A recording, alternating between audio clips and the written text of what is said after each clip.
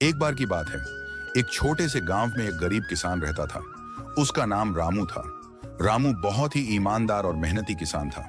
रामू के पास एक छोटा सा खेत था। उसी खेत में रामू अपना काम करके परिवार का पालन पोषण करता था। एक दिन रामू की पत्नी बोलती है, ए जी, घर में राशन खत्म हो चुका है, आज क्या खाना बनाऊंगी? रामू बोलता है, अरे ममता, तुम्हें पता तो है मैं एक किसान हूं। हमारे पास यही छोटा सा खेत है। इसी खेत में हमें काम करके परिवार चलाना है।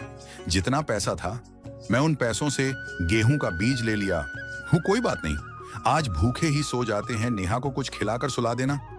ये बात बोलकर रामू वहां से अपने खेत में चला जाता है।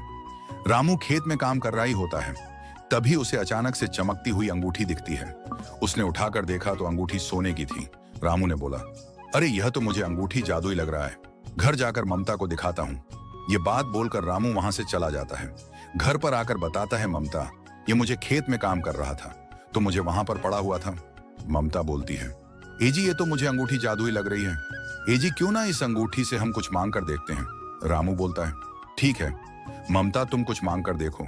ममता बोलती है, हमारे घर में राशन खत्म हो गया है, हमें राशन की जरूरत है।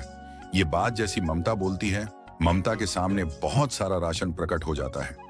ये सब देखकर ममता और ममता की पत्नी बहुत ही ज्यादा खुश हो जाते हैं। रामू ने अच्छे अच्छे घर ले लिए। रामू हंसी खुशी जीवन जीने लगा। उनको किसी भी चीज की जरूरत नहीं है अब। जो चाहे उसी जादुई अंगूठी से मांग लेते थे और उनके पास प्रकट हो जाता था। रामू कभी भी लालच नहीं करता था और जो रामू के पास खेत था वह उसने किसी गरीब को दे दिया। रामू उसे जादुई अंगूठी से जरूरतमंद सामान मांगता और गरीबों को बांट देता था। रामू का मन बहुत साफ था। इस कहानी से हमें यह सीख मिलती है, कभी भी हमें लालच